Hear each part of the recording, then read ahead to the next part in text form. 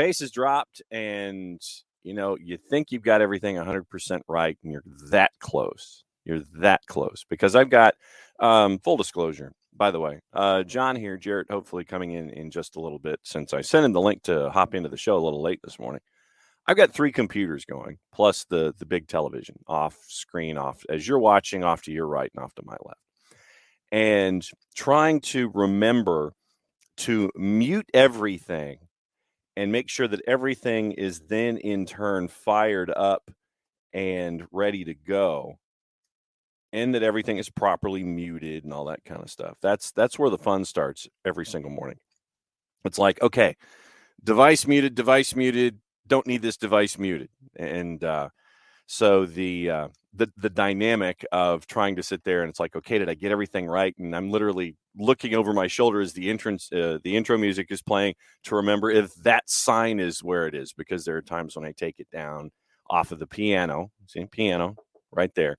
And there are times when I take it down and I forget that I put it back up, and then did I do this? All these kinds of things, all the dynamics that are squared away, and trying to make sure that this looks as perfect as possible every single morning. That's the challenge for me anyway, as we piece things together here. By the way, bases dropped. Welcome to a Wall Pass Wednesday at Soccer Down here. We'll go through the week that was in Major League Soccer, because I know that when Jarrett was looking at things, we were looking at the madness in the Western Conference. And so, Jarrett, you've been kind of like the flag bearer for the madness that is the Western Conference playoff picture. And I think that is it safe to say that you're going to genuflect to our overlord of chaos when it comes to the Western Conference this morning as we start our Wall Pass Wednesday? Yes. Because after what happened last week and laying things out the way that it is, once again, you look at, and we actually have midweek whip around that we'll be getting into a little later as well. So, I mean, it's going to be a very busy-ish show, and you've got games trying to get everybody squared away back to being 32 matches, and then you still have some folks that are going to be playing midweek next week, and so you've got 2 matches today, and that'll take us all of about 5 minutes toward the end of your time. But looking at the standings in the West, this is what you're staring at coming into the last week and a half of the regular season. LA's at 67 points, and they've got the shield because they've got 21 wins. If everything happens, if they lose, Philadelphia wins, it's only 19. So LA gets your shield. Congratulations, you get the dinner plate. And Austin's at 55. And they are right now leading toward, their activity. They're in second, and they just, have to make sure that everything doesn't collapse, and they should be in second place. And then you have FC Dallas, who is at 50, and you're looking at 50 points there, 47 for LAG, and here's where the fun starts. Galaxy, 33 matches played, and they have 47 points. Nashville, by the way, has 33 matches played, and they have 47 points. 12 wins compared to LAG's 13. Portland has 46 points, and they have 11 wins. Minnesota has 45 points. They have 13 wins. Salt Lake has 44 points. They have 11. Vancouver has 43 points. They have 12. And Colorado's been eliminated. So basically what you're staring at is 6 teams chasing 4 spots on decision day. And I think if my math is correct, I think kickoffs are at 5:18 West Coast, Eastern time for the West Coast games. So, Jarrett, when you look at LAG, Nashville, Portland, Minnesota, Salt Lake, Vancouver, all separated by 4 points, what comes to mind early this morning, sir? Does Minnesota complete this weird Jekyll and Hyde collapse or not? Yeah. Does Vancouver sneak in again? Yeah. And looking at all of this material, and the fun part of all of this, looking at matches that matter, and obviously we'll get into it, but you look at two Eastern Conference games tonight, and so it doesn't impact what's going on obviously in another conference. But your 5-18s, you have Houston and LAG, and we'll get more into the weekend whip around on Friday. But you've got Houston and LAG at 5-18. You've got Galaxy, or you've got LAFC and Nashville. You have Minnesota and Vancouver going against each other.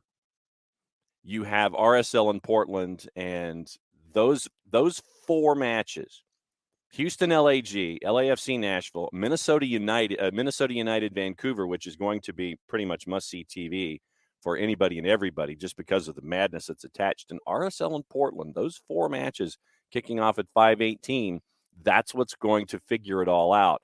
And so I would sit here and say, all right, get your screens fired up, kind of like I do here in the office. And yeah, you got to nowadays. Yeah, and so that's the element in all of this. And right now, and the thing is that then once again, no surprise of what we've been talking about all season long is that the home teams, short of Houston in those four matchups, they're all favorites. RSL is the least favored of the bunch. LAG on the road is a +116 going to Houston, but Minnesota's a -128, and LAFC is a -164. But considering what we've seen from Minnesota, what does your gut tell you about the chaos? What does your gut tell you when it comes to this grouping of folks that sits 6-4 for the final week of the season? So my gut's telling me that Minnesota limps this across the line, mostly because of the failings of others. Okay. They're the ones I'm kind of looking at in all of this. Let me pull up again so I can see with my eyes the entire standings. Yeah. Yeah, but like RSL's right there. Mm-hmm. I appreciate that we have games that matter. It's not like it's Minnesota versus LAFC, that kind of thing. Like, or like Sporting Kansas City versus Portland. Yeah.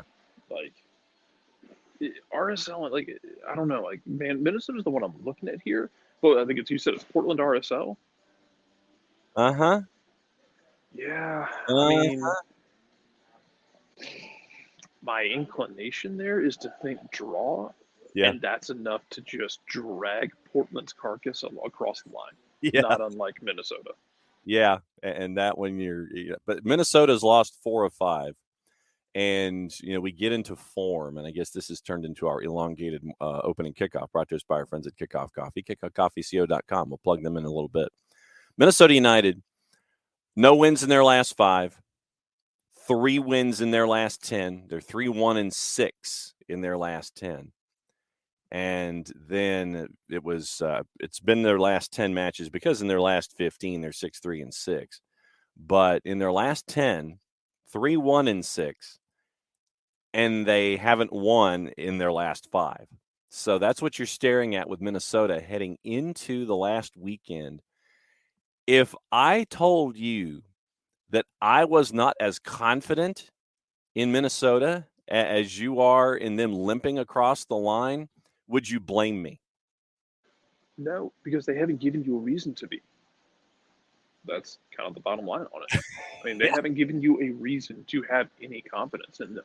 Yeah. So why should you?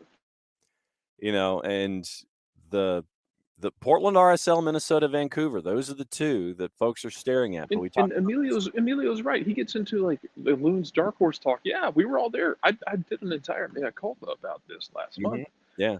And they were cruising. And then they just stopped. Mm-hmm. Like they just decided not to. It was this thing now where you can, I think in hindsight, well, they were able to flip the switch so easily. Yeah, but that switch flipped off really easily too, going the other direction. Uh-huh. The consistency is a huge issue there. If they do limp in, that's the thing though. Got Reynoso. Mm-hmm. They can they can strong arm their way through a couple games with some good Dane St. Clair if he just decides to come off the schneid and make a bunch of saves, and Reynoso makes one moment of brilliance. All of a sudden, you win a game 1-0. Yeah, and that's all you need. I mean, hell, once again, all you have to do is ask Pablo Mastroeni about that stuff. And you get in, and then that's when you drive people crazy. You get in as a 7, and then you're driving people nuts. And that, to me, is the beauty of all of this. And to Emilio's point, and the how do I say it? The self-policing of Twitch. Emilio on Twitch, on the Twitch pitch, his verb and the word loons were bleeped. However, in the private conversation where we can actually see what the comments are in StreamYard, I can actually see what Emilio was saying. Well, I mean, that's because loons is a dirty word, apparently. Because how is loons a dirty word? I don't know. I guess it is. I mean, have you watched them play last month? Well, that's true. That's pretty true. dirty. Yeah, that is. It's been pretty grim for the last month, but they did what every team aims to do, which is get yourself in a position where if something goes wrong, you have the cushion to deal with it. Mm-hmm. And that's the fun part about staring at the Western Conference. And in the East, we have 2 matches tonight. We have 2 tonight to get us through. Rich says correctly, bring back the 2-legged playoffs for the love of God. No doubt. Like, yeah. Garber is out here trying to rob Manfred himself. Yes. Do not spike yourself like Rob Manfred. Don't never go full Manfred. No. Bring back the 2-legged playoffs. No one wants this one-off. Oh, anything can happen, and we went from 2 legs and it was fun, and it built anticipation to 90 minutes and who knows what happens. Like an extra 30 and they're playing for penalties. But imagine if you'd given another 90 minutes last year to New York and Philadelphia. Yeah. Because New York squeaks through Philadelphia in the playoffs last year when Philly's missing like 9 people. If they had played again, you want to bet against Philadelphia in that situation? Yeah. And not even just them. Like, there's other instances. There's the RSL Seattle games last year in the playoffs. Yeah. Where RSL just like limps that thing across the finish line, doesn't even try and do anything offensively, and then wins it in a shootout. Bring back 2-legged playoff. Hell, bring in a 2-legged final. Get weird with it. Let's do it. Never go full Manfred. No, that's bad. And Rich, by the way, and I was waiting for this moment. Since Rich has announced himself in the Twitch pitch, I have from Rich, by the way, right here. I have, and this is going to be added to the stacks. Here it is, Rich. It is proof that it has made it to Office HD. It is the Sons of Ben scarf that has been added to the stacks right here. I'm finally getting the opportunity, now that I see that Rich is here with us, the Sons of Ben scarf that has made it from Philadelphia, technically Chester, and there's big news out of Philadelphia as well with the Union. So I thought the big news was Rich is probably over the moon because the Phillies are in the playoffs for the first time since like 2011. That's true. But it's a good day in Philadelphia. The Eagles are really damn good. Might be the only actually good team in the NFC. The Phillies are in the playoffs for the first time in about a decade, and the Union are going to probably end the season with the second best record. Now we just need Joel Embiid to drag the 76ers into form. Trust the I'm not even going to think about the Flyers. That's my conference territory. No. Well, you can't because the Flyers are bad. And so right now they need a lot of work. But okay, so Tafka. Point being. Yeah. Yeah, no, Tafka, I'm not making that deal. I want my 2-legged playoffs. Okay. 35-yard run-ups are great. I want my 2-legged playoff series back. Mm-hmm. I'm not moving off that point. Okay. I appreciate you negotiating because negotiation is important in making deals. You're not wrong there, but that's a point. That is one of my sticking points. I want my 2-legged playoff series back. Yes. Yeah. Tafka, I think I'm with Jarrett that I'm greedy. I'll take the 35-yard run up as a part of any kind of postseason any kind of postseason penalty kick shootout. Leagues Cup. Okay, let's make this then. Yeah. The way it was the first round was 90 minutes. Go back to Atlanta, Columbus in 2017. Going through 2018, it was 90 minutes. That was it. Mm-hmm. And then after that, you got 2 legs until the finals was 90 minutes. Cool. Fine. Put the 35-yard run up in the 90-minute first round of the playoffs. Let's just get absolutely drunk. Caveat to that is you cannot add any more teams to the playoffs. Yeah. You are not allowed. You are banned from adding more teams. Baseball's already doing this, and there's not much left of their foot to actually blow off. But quit adding teams to the playoffs. It's what makes the playoffs special. It's what makes it fun. It's what makes it, an enriching environment. I mean, go back to 6 teams for all I care and give bias to the first 2 teams. I was fine with that. You didn't need to add a 7th team for my money. Yeah. Kind of specialty of it in the same way that it worked in baseball for so long, where you had 3 division winners, 1 wild card. That was it. Mm-hmm. I was great with that. You didn't need to change that.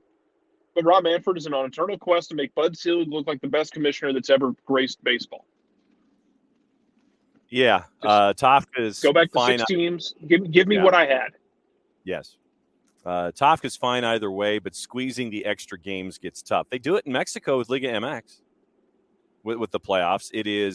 It's like Wednesday, Saturday, Thursday, Sunday for your 2 legs. They do it. So, I mean, if Liga MX does it, and then Tofka says, no bye rounds. It's a death sentence for good teams twiddling their thumbs waiting for a match. Yeah, and you got that if you're at the top of the ladder, like if you're Philadelphia and you're sitting there in LAFC. Yeah, I mean. Mm-hmm. And thank you, Rich, for confirming that no one's talking about the Flyers. I don't feel bad about not talking about the Flyers now. Look, there's already a report that they're trying to get investors for another Atlanta NHL team, which I had heard rumors about last year that I couldn't substantiate any of it at all. Anson Carter. I talked to somebody last year who mentioned that was something that they were trying to put together in the early stages, but I had no sourcing on that to back anything up. So I just was like, okay, if it happens, great. And then boom, it hits. I'm like, yay!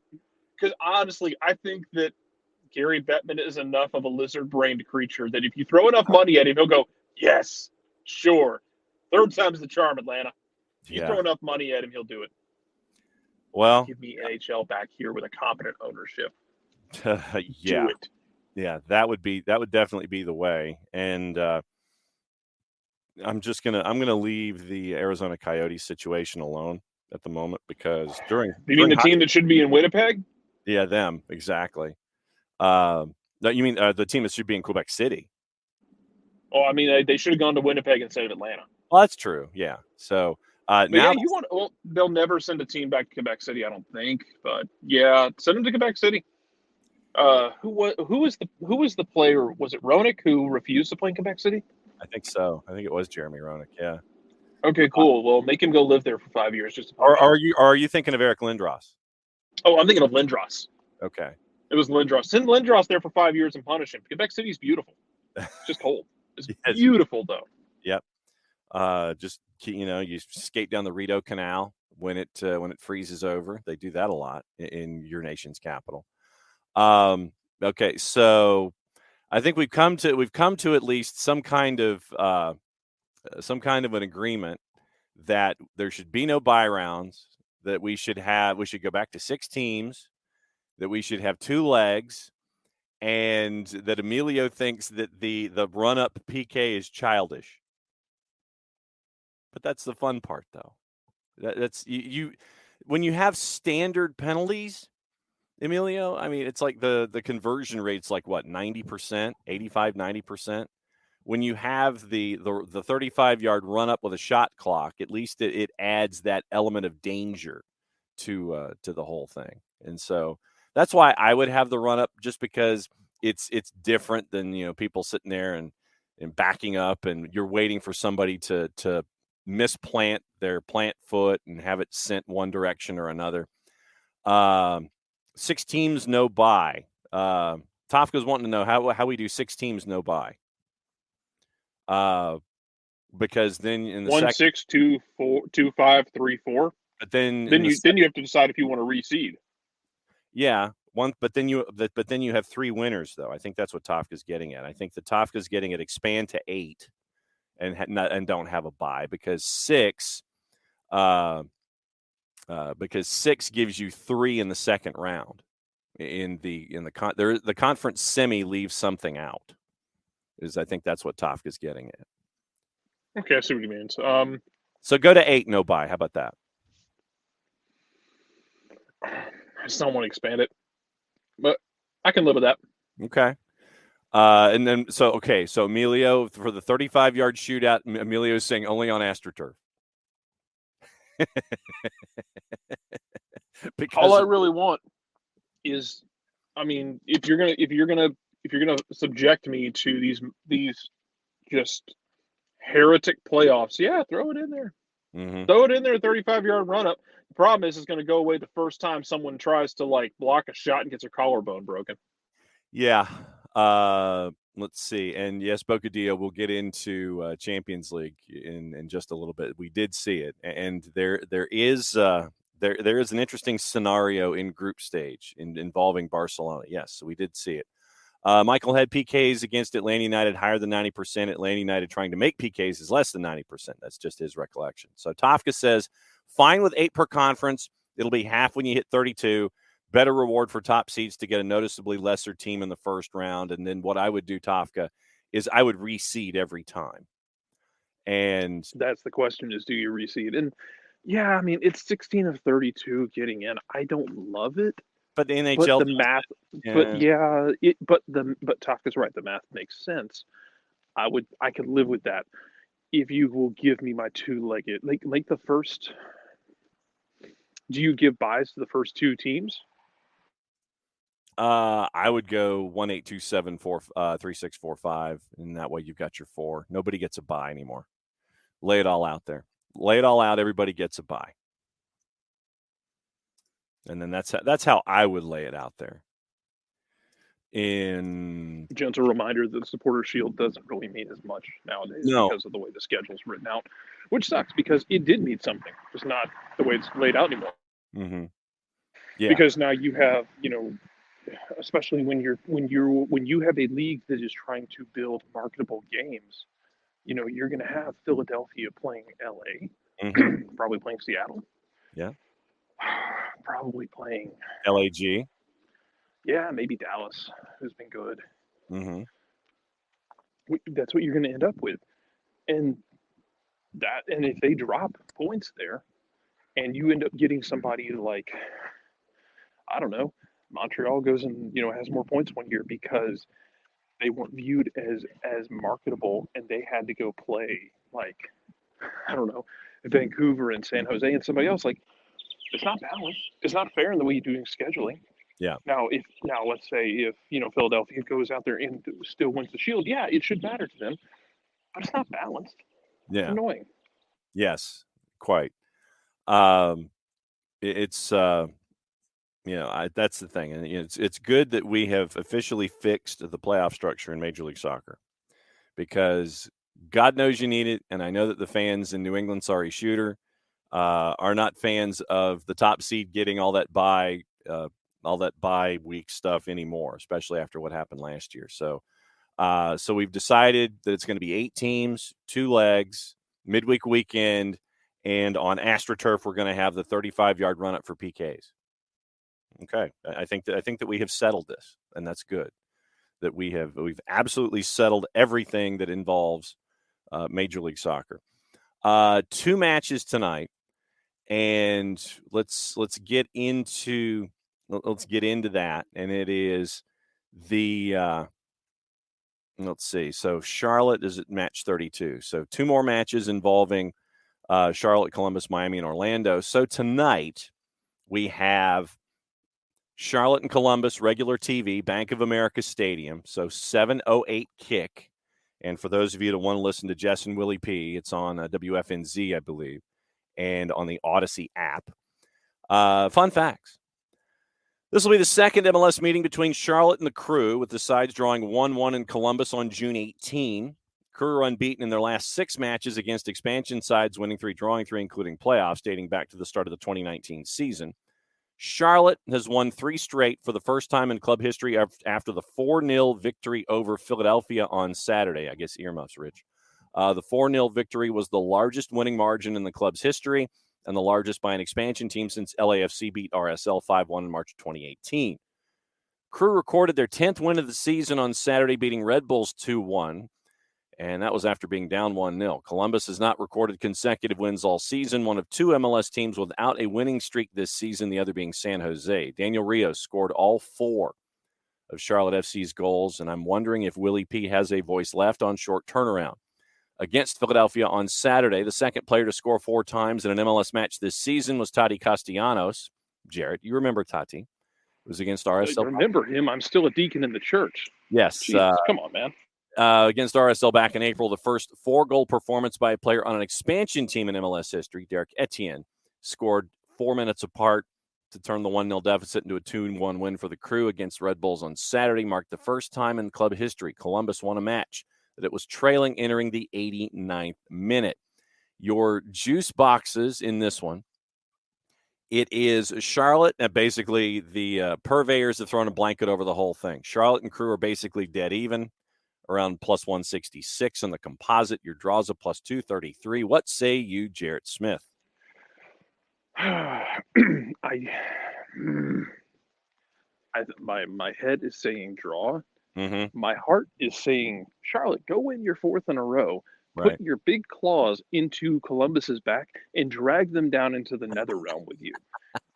And then Charlotte, at that point, is potentially in a situation where decision day really matters to them a lot, which would be an insane back from the dead situation for Charlotte. Like, we had written them off as dead.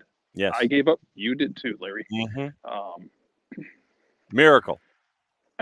Basically, I would be very entertained if they dragged Caleb Porter. Absolutely. I think that would be, and the halftime interview of Caleb Porter in a match like this where he's being dragged. Oh, they just do their thing. They have their style of play. They're frustrating. It's really frustrating for us to function. I can see the post. I can see the halftime interview now. If Charlotte is driving, Columbus crazy, I think we all can envision the halftime interview from Caleb Porter. Kefsi for the random Tati Castellanos. So you got a Tati FUT card in FIFA 23. Started the first game off tackling the ball from a center back to score the opener. We like that, even if it is silly phone autocorrect. But my number one concern for this match tonight, outside of the obvious, is Willie P's voice, Will Pelage. We know that Jess, with her play-by-play and with her and with her color and all the games that she knows, she has, I believe, come up with a rhythm to where she's okay when it comes to her pipes. Willie P, with the octaves that he hits, reminds me of the play-by-play guy of the Tampa Bay Lightning, where there's a certain level and then you absolutely skyrocket 3 octaves up, and then you come back down after you score a goal. And then after the 4 goals from Rios on the weekend, I am concerned for Willie P's voice. And so that is my number one concern here. I legitimately think it's going to be a draw, but that's just me when it comes to this match. I think that the juice boxers have it square. They got it right on. I think it's going to be a draw too, but I want Charlotte to drag Caleb Porter into an alternate dimension. Absolutely. No, I'm right there with you. And when it comes to dragging folks, and I mentioned while you were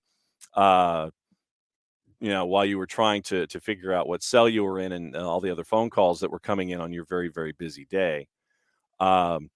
Michael had Willie P needs to get a lower voice. Honestly, I could not regularly listen to it. But that's, we're all blessed with the voice we got. Yeah, but like I said, after a 4-goal performance from Daniel Rios, I am concerned for Willie P and his voice on a short turnaround.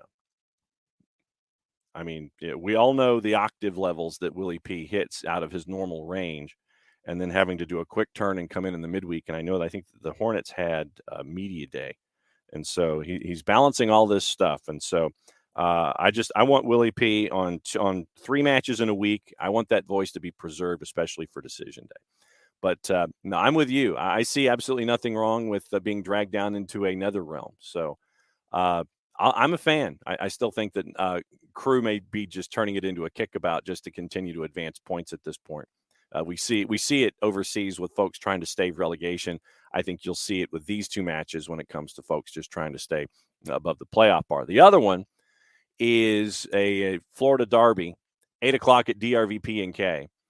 Inter Miami and Orlando City. And juice boxes right here in this one have Inter Miami as a slight favorite at a plus 150. Your draw's a plus 241. And Orlando City is a plus 175. Remember, in context here, identical records across the board. Identical. 32 matches played, 45 points, identical records, 13, 13, and 6, which means if the season were to end on an even number like this, you'd go to goal difference. And right now, Orlando is plus 3 over Inter Miami at the moment, -7 to -10. So that's where we are with this particular match with all of the stuff riding on it for tonight. Fun facts for a Florida derby. Once again, local TV, both sides. So it's an 8:08 kick at DRVP&K. Inter Miami's won only 2 of their 8 MLS meetings with Orlando City, both wins coming at home during the 2020 season. Road team has recorded just 1 victory in the 7 non-neutral site meetings between the two, a 2-1 Orlando win in their last trip to DRVP&K in June of 2021. Inter Miami has won 3 consecutive matches following a 1-0 victory over Toronto on Friday. All 3 of those wins and 12 of the 13 Herons wins this year have come by a 1-goal margin. Orlando City has lost consecutive road matches for the first time this season following the 2-1 loss to NYC on Sunday. Lions have just 1 3-match losing streak on the road since the start of the 2019 season, dropping 3 in a row in September of 2021. Gonzalo Higuain scored the lone goal in Miami's win over Toronto on Friday, scored 6 times in his last 6 matches, including the last 4 in a row. The longest run of league games with a goal for Higuain since scoring 5 straight for Juve in Serie A in October through December 2017. Facundo Torres scored his 8th goal of the season in Orlando's loss to NYC on Sunday to go along with 9 assists. The only 3 players to record more than 17 goal contributions in a single season for Orlando City are Nani, Kaká, and Kevin Molino. What say you, Jarrett Smith? I'm tempted to go draw here as well, because we're getting into game theory now when we look at this. Yep. We're getting into Nash equilibriums, and we're getting into collusion, because if they both go out there and draw, they both go to 46 points. Sure. That puts them on par with Cincinnati. Mm-hmm.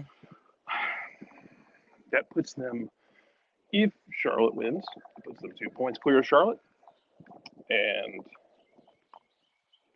only a point clear of Columbus. Correct, because if Columbus loses, they still are at 45. But if one of them goes for it and the other one doesn't, then you end up with one team on 48, and good, you're locked in. And the other team sitting on 45 and very much in the Kenny Loggins zone. Yes. No question. I think I'm leaning Miami on this. I am too. Just because if nothing else, man, we got to talk about Phil Neville as manager of the year. And Henderson for exec of the year, no question. Higuain on his swan song, just dragging this team into the playoffs. And y'all want to talk about a story, what it would be if he dragged Miami to MLS Cup? Yeah. On his retirement tour. Right. Not long after the club got absolutely obliterated with sanctions because of what the former front office did. Correct. It would be hilarious. I might die from laughter. But also, it's the fact that Orlando features a coach who likes to get more pragmatic, more defensive as the season goes along. Give me Miami with a late winner. Miami secures themselves. And then what we're left with at that point, depending on how the other game goes. Yes. Yeah. Orlando will the loser of this game fighting for their lives on decision day. Because I promise you, if Orlando loses this game, the entire city of Atlanta is going to become a fan base for whoever the hell Orlando has on the end of their. Let's see, who does Orlando have last? Orlando, let me look here. Orlando hosts Crew. Oh, Jesus Christ. Oh, that's perfect, actually. Give me Miami, and then Orlando and Crew are just locked in a small room together with one knife between them. Here's a phone booth. We're turning the lights out. Basically. We'll turn the lights back on in 90 minutes. Someone knocks on the door.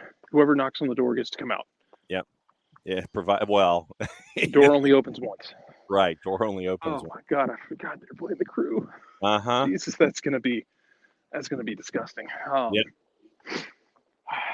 Oscar Pereira is going to literally fight Caleb Porter in that game. Yeah. I'm going to be willing to pay money on that. Yeah. But give me Miami in this one. I think Higuain continues this magical run, drags them through this game. It's at home. I think they know they need it too. And as a rule, one more time here in the regular season, set your fantasy rosters. If you want to try to pick up double points, double match week for these four teams, and Higuain might not be a bad pickup, set your fantasy lineups tonight. And once again, thanks to the Jason Wright Agency, Jason Wright with a WAGEN on Twitter, Jason Wright Agency on Facebook, for sponsoring the Fantasy League all season long.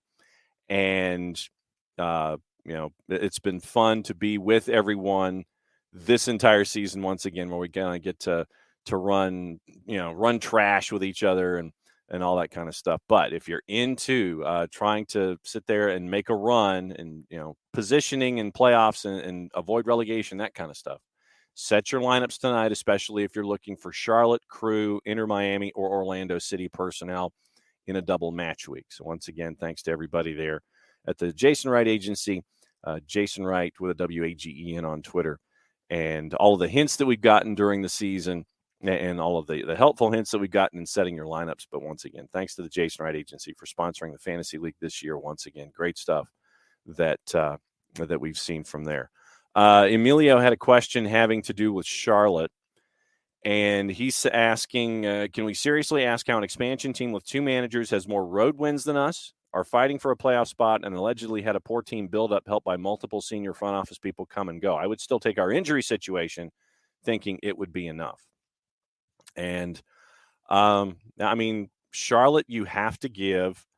I still think that I know that a lot of folks are going to look at Miguel Angel Ramirez, Jarrett, and, when he said that they were screwed with their buildup, I don't think he was wrong. And I think that what we've seen, though, is you've seen the development of players under Christian Latanzio this season, and they've kind of just they're not a deep team, and I think that they've been very fortunate in that regard. Christian Fuchs has been found out, I believe, for being the age that he is with the wheels that he's got, and I think that what you've seen is where Charlotte is concerned, you've seen them take advantage of other teams and schedules and things like that. So I think that they have kind of rallied around Christian Latanzio. And I think that the start that they had under Miguel Angel Ramirez, I think, is also forgotten. And what they did out of the blocks with all of that noise around them, I think that their depth has always been a concern. but they have found guys. They have found guys in Swiderski. They have, you've seen what Daniel Rios has been able to do. You've got the young guys like Ben Bender who have done well. And what I will try to effort is having Jessica Charman on after the season, after this week, so we can kind of get an analysis from Jess as to how she thinks that Charlotte was able to do what they were able to do this year. And I think that they just kind of went about their business and did their thing, You know what the wild part is? They've done this with Joswiak giving them nothing. Exactly. I think he gave them an assist, maybe Yeah. a goal. Yeah. And this is the guy who was really. I'm sorry. No, I'm checking his stats. He's got. I think he has an assist this year. And assist. But he was doomed from the start because you had management saying, "Well, he scored in Europe, so scoring in MLS won't be a big deal." Man, don't set somebody up like that, because there's the only ending when you do that for a player is for them to disappoint, even if they do well. Yeah. Don't set your players up for failure just because you're riding high as an expansion team, man. But yeah, Joswiak hasn't given them anything. Yeah. And they've done this. It's really impressive. Yeah. I mean, you pick up, Swiderski is giving you 10 goals. Swiderski came back around because Swiderski bottomed the hell out in the middle of the season. Yeah. I'm sorry, he has 3 assists. Joswiak has 3 assists. 17 games and over 1,000 minutes, he has 3 assists. He did get an assist in U.S. Open Cup play. But, man, yeah, they just... you picked up Andrei Shinyashiki off of the recycle bin, and he's giving you quality minutes off the bench. Ben Bender has done well as a rookie coming out. Like I said, I think Christian Fuchs has been found out for. Christian Fuchs is also old, and this is a league that's building more and more and more and more and more towards speed. Right, he cannot keep up. No, and he's had to be hit. He's racking up red cards at a pretty impressive rate. That too. Fuchs has had to be hidden at the back line because of his lack of wheels, and that has hindered Charlotte. I think that hindered Charlotte offensively because you've had to hide Christian Fuchs on the back line, and that's kind of stunted your offensive growth. Yordi Reyna has given you 3 goals, and then you've got a lot of other guys that have, contributed in one aspect or another. You look at Mackenzie Gaines, who's given you 23 games. Carujo, I know that Jess and Willie P have been high on Carujo and what he's been able to do. Brant Baronico has done well for them in all of these positions. But no, I think that you look at a guy like Swiderski, and then you end up with, Christian Kalina, who has been a find in net for you. And when you have someone like a Christian Kalina, who, when you look at his numbers flat out, if you just look at it from straight goal difference or goals against average, Charlotte has given up, 48 goals in 41 matches. And so that's not, that's middle of the pack. But for an expansion franchise, when you have someone who in 32 matches has given up 48 goals, so that's a goal and a half a match. That's not bad for an expansion side that is very, very thin at the back. And you've had to have games where Kalina has stood on his head.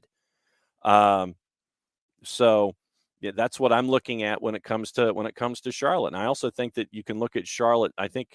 Let me look at Charlotte's schedule, and I want to see how their schedule laid out, especially in the stretch run, and see how they were able to work their way forward. You gotta go for it. To your point, Michael, while he looks that up, I think part of it, to your point, I think part of it is the build wasn't complete for them, so they had the money to go make those moves, whereas Atlanta had already locked themselves into these contracts. Yes. And especially these expensive contracts that I know we've really gone over with exhaustively at this point with Emerson Hyndman, Hazetu. with Alan Franco, you already had locked in a ton of money, so there wasn't much you could do. Yeah. Whereas Charlotte still, had a ton of money because they had an incomplete build. Right. They had more money to make those changes. Whereas, look at the summer window. Atlanta's making loan deals to try and piece it together. I thought they did a good job. Like Coutinho's decision making, not great. Shot stopping, pretty good. Yeah. Juan Remember, Prata, he hadn't played a game since May when he Juan came. Prata comes in and is great. I think a lot of that for them was, Atlanta had really locked themselves in. Yeah. To not having a lot of wiggle room. So when it didn't go well, there wasn't much they could do. Yeah. And that, be it injuries, be it underperformance, whatever, you're kind of trapped yourself at that point. Whereas Charlotte still had room to maneuver and make those moves. Correct. And I don't want to take anything away from Charlotte, because in the summer window throughout the season, they recognized that they were incomplete, and they made sure things were going in the right direction for them. And I thought they had really hit a flat spin a couple weeks ago, and they pulled themselves out of it. Yep. Looking at their stretch run, by the way, it was a win against Chicago, a win at home against NYC, losing to Cincinnati, losing to Toronto, losing to Orlando, beating NYC up at Red Bull Arena, getting blown out by LAFC, beating Chicago, beating DC. And so what you're doing, and then you go back to the game at BMO and the loss in Miami, then you beat Nashville and you beat Houston. So that gets you back to July. What you're doing is you are beating the teams that are equal to you or below you in the standings. Bottom line, that's what you're doing with this build that you've been able to build in progress. But no, I think, Jarrett, I think you're right on. I think that where Atlanta United was concerned, they had their roster laid out, and then injuries, and you had to rely on depth and loan deals and the twos and younger players and things like that, whereas Charlotte still had those holes that they could fill. And so I think you're spot on there where the difference is between Charlotte and Atlanta. Charlotte had the wiggle room to build with experience and with salary and investment, where Atlanta United had already invested, and you're having to work on loan deals. So and it still doesn't make it any less disappointing. No doubt. I mean, Charlotte's initial roster build wasn't good. There's a reason they made all those moves in the summer. It's because the initial roster build wasn't good. It wasn't complete. Yep. And that was when the criticism was happening. Everybody lit into them before the season because it wasn't good. Correct. They made changes through the season. They didn't sit there and pout about it. They made changes. Mm-hmm. That's an entirely different conversation for me. Yeah, I agree. That before the season, not good. Recognizing what you needed to fix in the season, y'all get an A for that. Mm-hmm. Charlotte gets an A for that. Yep. It's not perfect. No. But it's hard to be perfect year one, especially on depth side of things. And I thought their depth would really catch up to them in this last stretch, and it really hasn't. They've done great. Yeah. But yeah, none of that takes away from the fact that, you had a bunch of disappointment with Atlanta, like with Luis. I think Luis had the highest disparity. I think someone said he had a great disparity between expected goals and goals. Like he would get in position and then just not. And I don't know. I don't think you're getting rid of him. I don't think you're getting rid of him because I don't know that you can. He's a designated player. He's expensive. I don't know where you would send him. But I think also a healthy Luis Arujo and having he was healthy. Well, I remember. I think he was. I think he was healthy for most of this. I know he had the hamstring he blew out in game one, but I think he was healthy after that. And he just it's like he lost that form, and then it's like he lost it in the seat cushions. And I think he pressed. Wasn't able to find it. I think he did too, and I think he's here next year, whether people like it or not. And I think that having he and Thiago Almada together for an entire season. I think from the beginning, not where you're bringing in Thiago Almada and integrating and you're having all of that. I think that an off season and a training camp with the two of them, and I think that will help the both of them heading into next year. But that's just me. So I mean that's where I'm looking. I think that Luis wanted to at times, and you could tell Luis. I think as he was looking around, he thought in game state that there were times where he had to put the team on his back and grab the game by the scruff of the neck himself and try to will the team forward. I think that's what we saw from Luis at times, where he thought that that he could help drag everybody forward in games where nothing was happening. I think that Luis, and I give him credit because his defensive work rate is incredible. Same with Thiago Almada.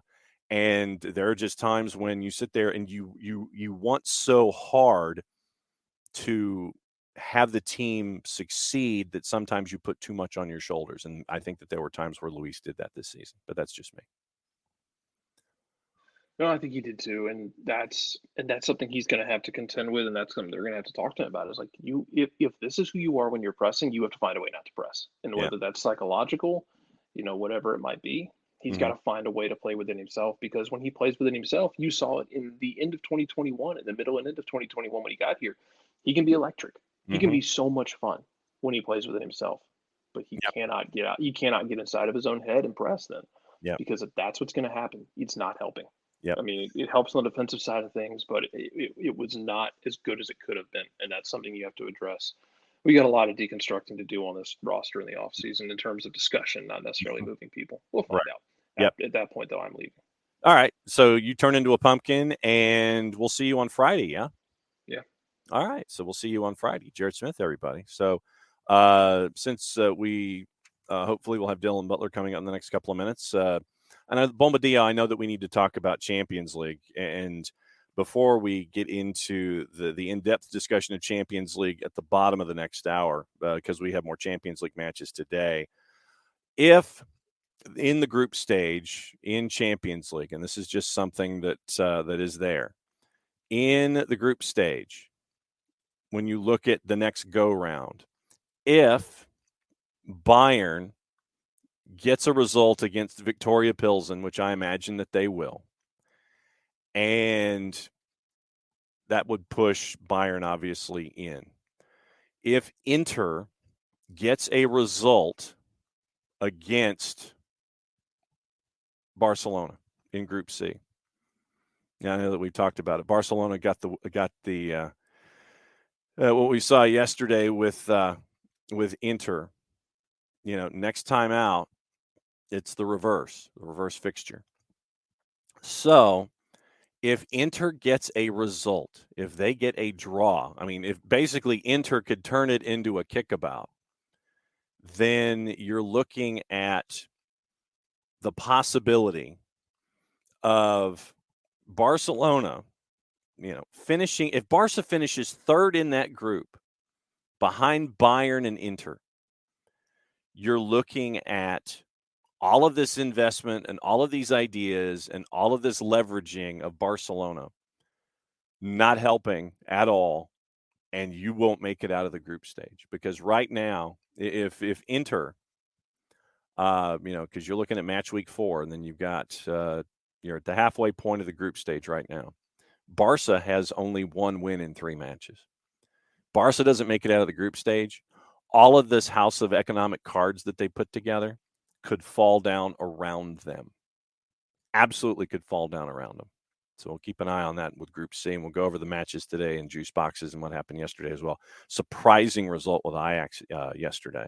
6-1 loss to Napoli that included a red card. And so Ajax right now is, after 3 matches, they're third in their group behind Napoli and Liverpool. Rangers right now, they've lost their first 3, haven't scored a goal in the group stage. So we'll get into that as well. So I guess that means, as we wait for Dylan Butler, let me go and find the music that, once again, is at 50%. Why don't you just leave it at the level that I had that last time? That's the beauty of this system. Time to read a promo. Eliminized service, rotor-free, clean, fresh air. One place that you need to go, and it's our friends at Eliminized Service. They deodorize enclosed spaces like houses, apartments, and condos. They've created a customized solution that eliminizes all organic odors, including those like pet, cigarettes, and food. Realtors and property managers use Eliminized Service to eliminate bad odors to help them sell or rent their homes that much faster. The turnkey process makes it easy to work with said realtors and property managers. Kind of the environment, we like that these days. Offering a green way to get rid of odors without any kind of toxic residue whatsoever. different than Febreze or our favorite masking agents that we have either under the sink or above us in the cupboard. Because when we reach under the sink or above us in the cupboard to bring out the masking agent and spray it in the air, that's why they call it a masking agent. Because all you're doing is masking the odor. You're not attacking the issue all the way down to the molecule like our friends at Lemonize do with their proven scientific formula. Pricing very, very easy. Either by cubic feet or parts per million, come up with a price that's affordable for you. Lemonized offering results in 24 hours or less. If you have any questions, frequently asked or otherwise, one place you need to go, it's their website, lemonize.com. But do us a favor here. After the .com, go /Atlanta so they know what part of the world that you are reaching out to them from so they can help you attack their problem. Try and avoid having a sentence end in a preposition during a promo read. Your homework assignment, ELIMINIZE.com /Atlanta, lemonize.com /Atlanta for odor-free, clean, fresh air. Proud sponsors of everything SDH. Slow music fade, and it'll abruptly end right there and be on mute, but that means we get to do this.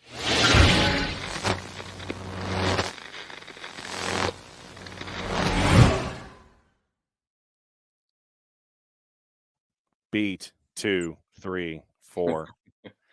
I always want to jump right in immediately afterward, and you have to wait for the effect to finish because the microphones are muted because of all of this stuff. Dylan Butler.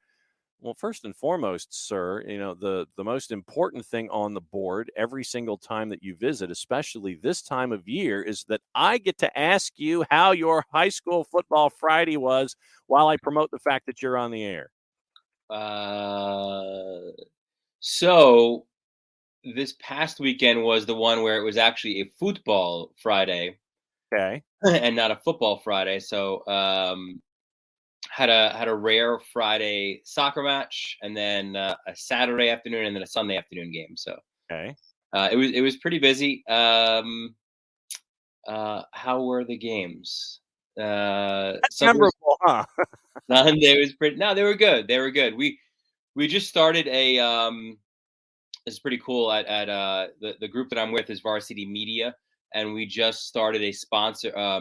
A partnership with the Yes Network app. Ah, okay. So it was the first weekend of that. So we our games are simulcast on the Yes app. But we had no live look-ins at Aaron Judge at bats, unfortunately. Oh, merciful Jesus! Thank you for that. Unbelievable. And the memes that have been. Oh, who's the mug today? By the way, on cue. Hang on. It's pretty full, so I needed to. Careful. Yeah.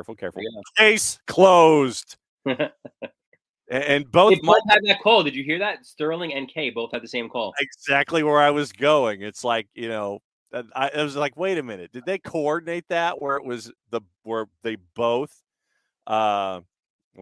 ended up saying the same thing? Happy for Judge. But I'm not that delusional Yankee fan, by the way. I recognize there is an actual record in baseball. Mm-hmm. However, that record was accrued. Yes. Is what it is. That's up to baseball to figure that out. But, certainly happy for Aaron Judge to get it done. And his price tag is going up. Oh, you know it, brother. They got yeah, but John Sterling was brought out of vacation where he got more vacation days, and they bring him back for the chase and things like that. And then WFAN brings up Sterling Cam, where they've got it right on him. and he made sure after the end of the home run call, I looked at Sterling Cam, and he made sure to look into the camera and go, "Case closed." And then back to his notes, former Braves announcer. Braves and Hawks. And I remember John Sterling, sidebars with John here. I remember Sterling when he called the Hawks games on television the year that Atlanta played home games in New Orleans. Whoa. Because NYCFC-esque. Yeah, well, and it was because no one was the ownership thought that no one was filling the Omni, so what they did is they turned it into a bit of a traveling show, and then they played at Lakefront Arena in New Orleans. And I think the one game the one regular season game where Larry Bird and Dominique Wilkins basically dueled, and one of them I think had like 61 and the other had 58. You just mentioned my favorite all-time basketball player, Dominique Wilkins. Hey, the human highlight film, brother. That game was on high VHF television channels here in Atlanta, and Sterling called it on TV, if I remember correctly. So that's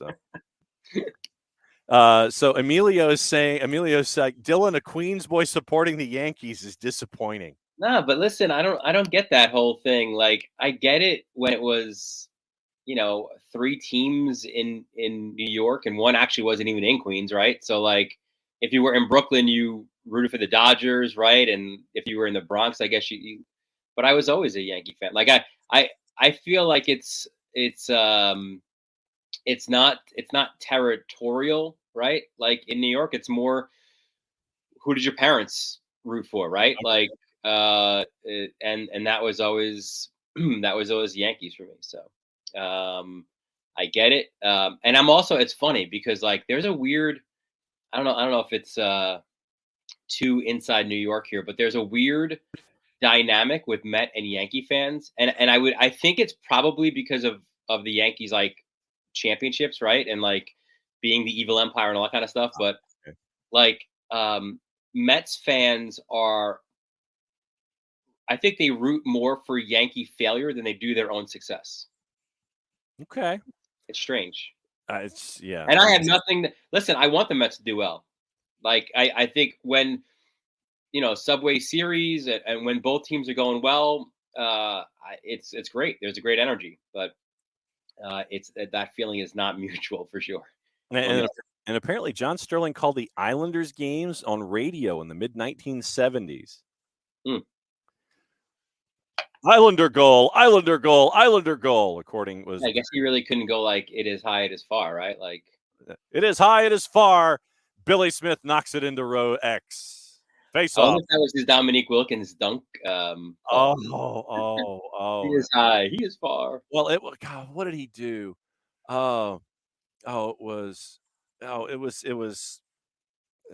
something with Dominique, and I'm going to remember it at like 2:00 in the morning. But no, it was that same kind of vocal intonation, and it was like, oh, Dominique, just it was stuff like that. And I'm going to have to look at the old highlights with John Sterling, and I'll come back with it next time. Okay, now that we have gone over New York play-by-play guys down here from 10 to 10:10.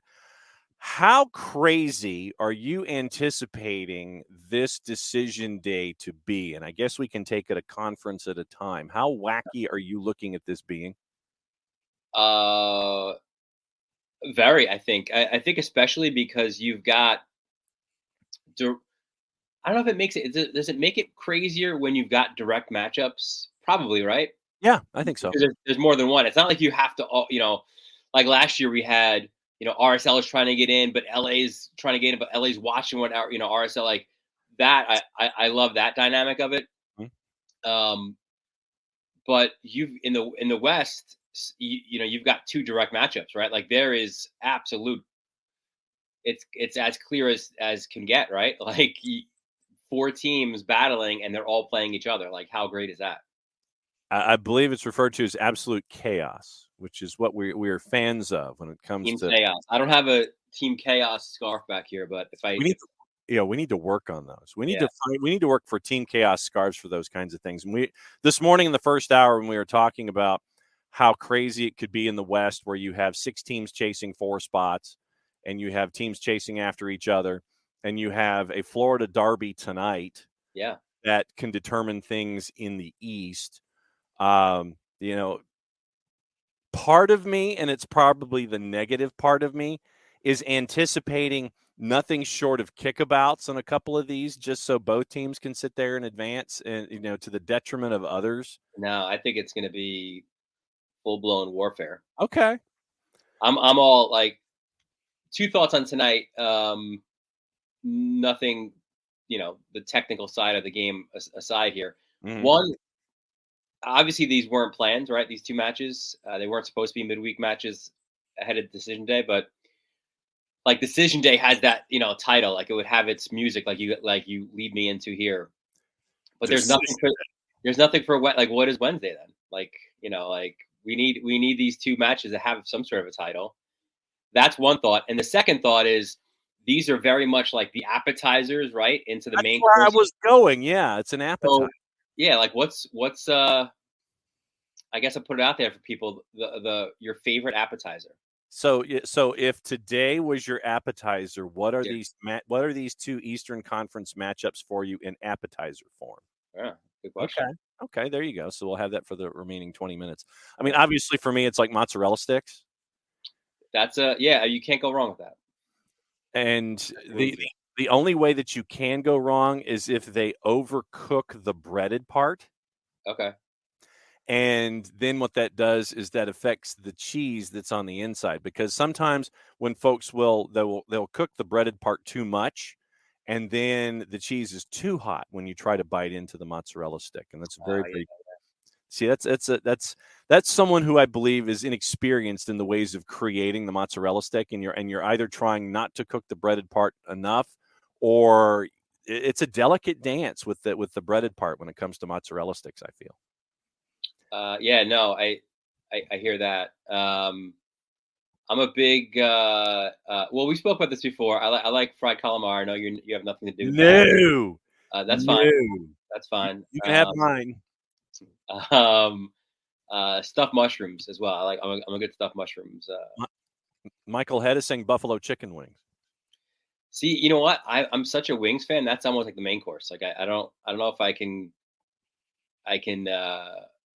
have that as appetizer. Like it's gonna whatever the main course is, probably it's gonna pale in comparison if I get myself a good wing.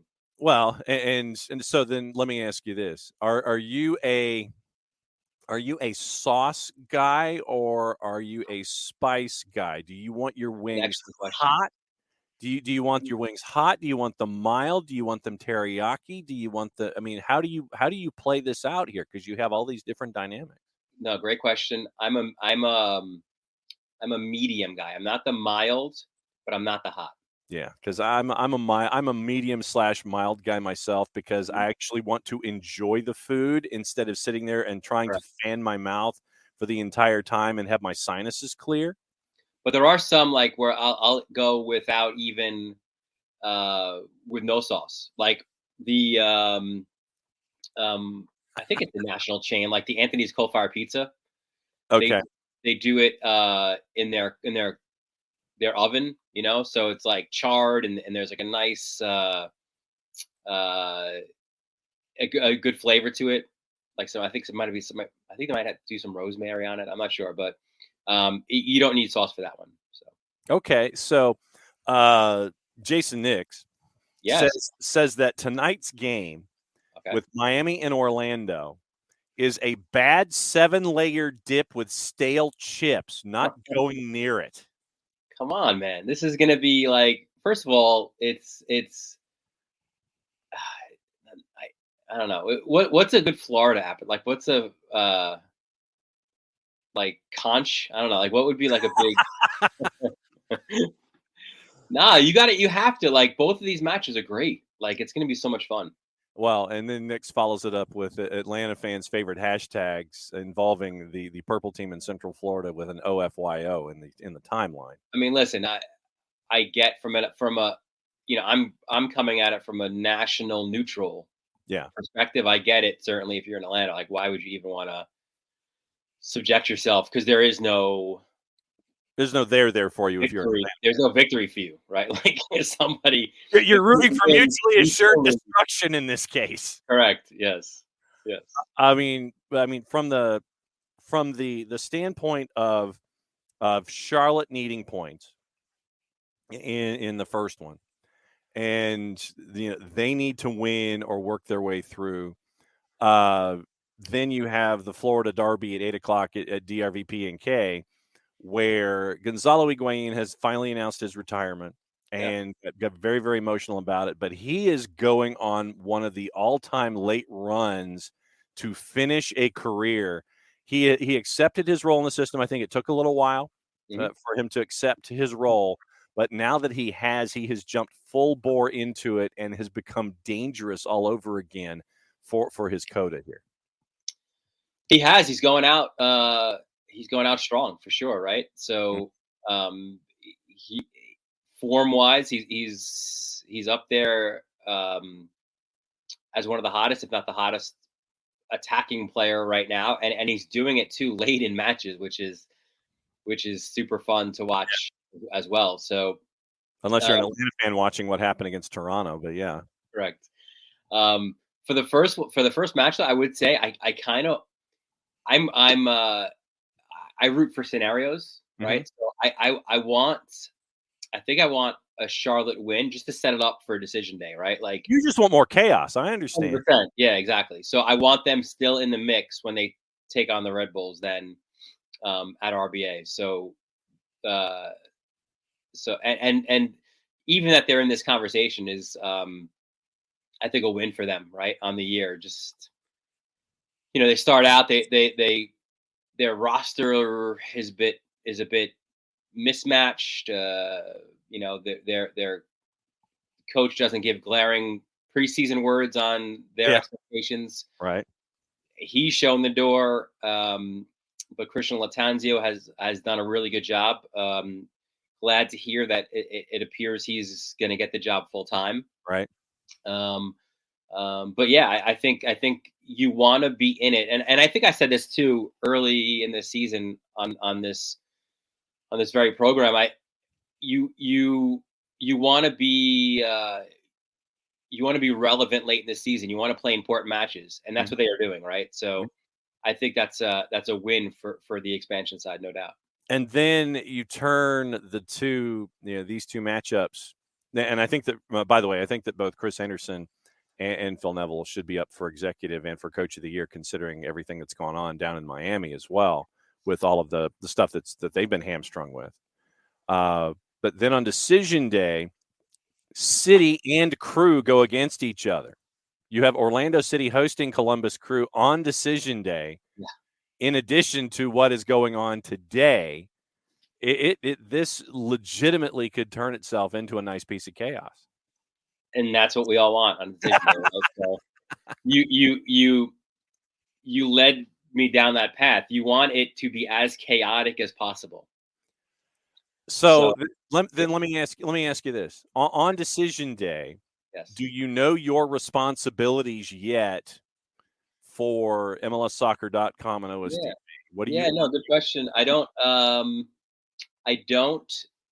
know it's all hands on deck on the MLS editing front. So certainly there all day. From the Eastern Conference matches and the Western Conference matches. So don't know. But I mean, from a viewing perspective, you mentioned that one of the matches certainly you've got to watch, right? Like, the wet. I think the wet, and what could be interesting here too as well is I don't think it's as intriguing, but there is still some intrigue is at the top of the East, right? Like that's still now up for grabs as well. So, can Montreal nick it from Philly?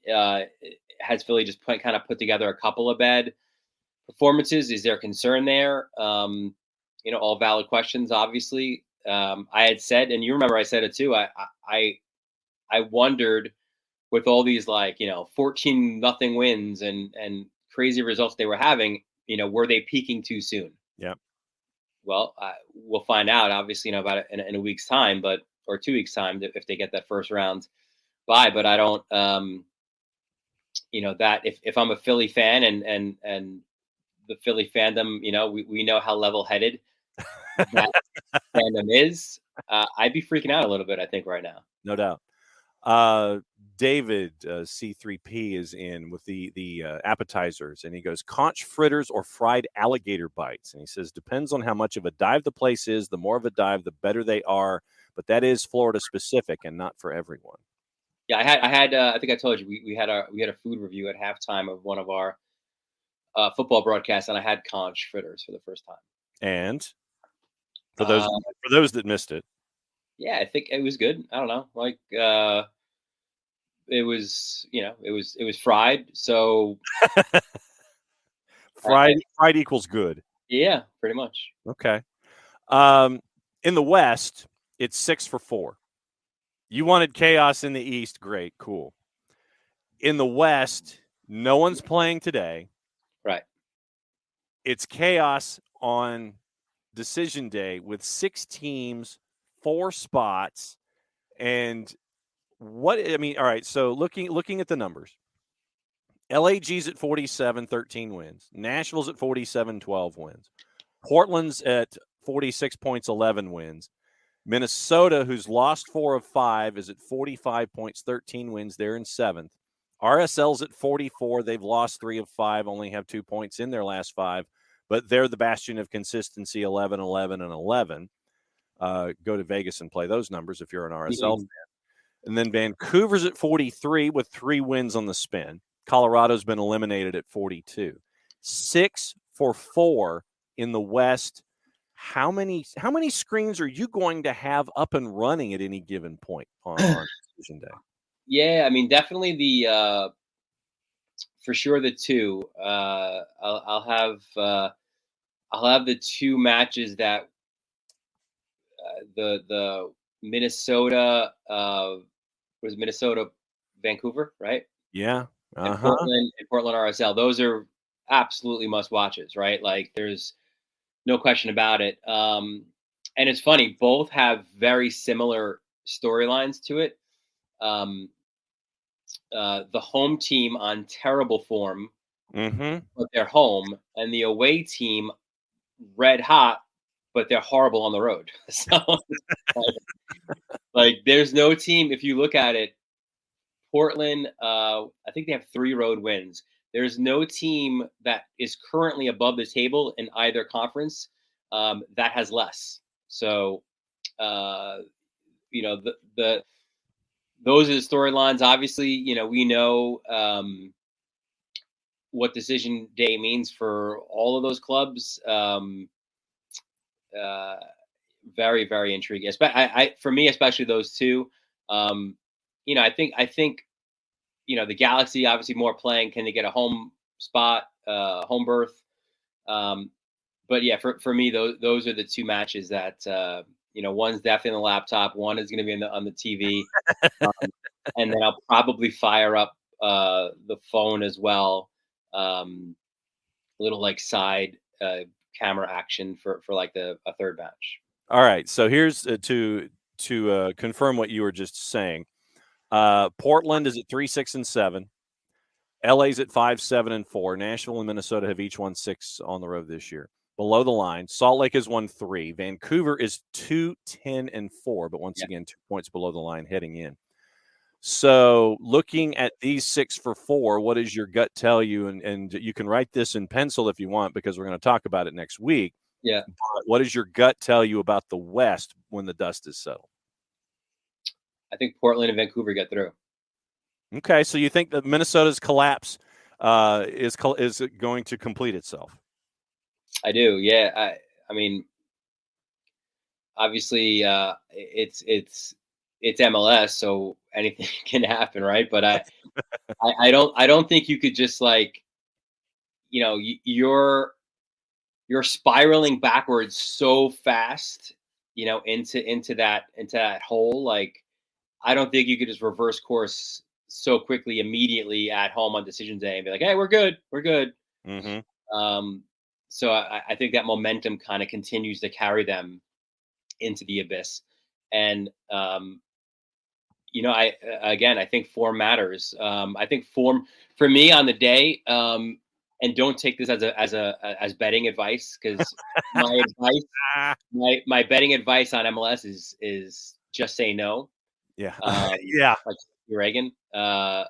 So what I will say though is for me, the form more than the road record is important here in a one-off match, right? So considering that, Portland and Vancouver both playing really well, right, down the stretch. So I like both of them to somehow go through, and then you get a drunk Vanni Sartini again in the post match, right?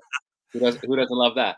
Well, yeah, and just making. Well, I mean, Ronnie Dyla decided to lose clothing. Vanni Sartini, you wonder how much clothing Vanni Sartini would have if Vancouver makes it in. But yeah, lesson learned here from a club not to sign a coach to an extension mid-season. For seriously. I mean, we were shocked when that even happened. Like, because we were talking about him maybe being on the hot seat, right, if they don't do well. All season. Absolutely. All season long, we were talking about him, I think, is number one on the hot seat. Other appetizers, fried pickle spears are not bad. Okay. And of course, the prevailing opinion from pretty much everybody on the Twitch pitch is by Jason Nix. Fried makes everything better. Yeah, you can't, 100%. Absolutely. And so then let me ask you this: Have you ever been to the Texas State Fair? I have not. Because they fry everything. I believe it. Snickers, bananas, Oreos, moon pies. I mean, you name it, it is fried, and by all indications, it is glorious.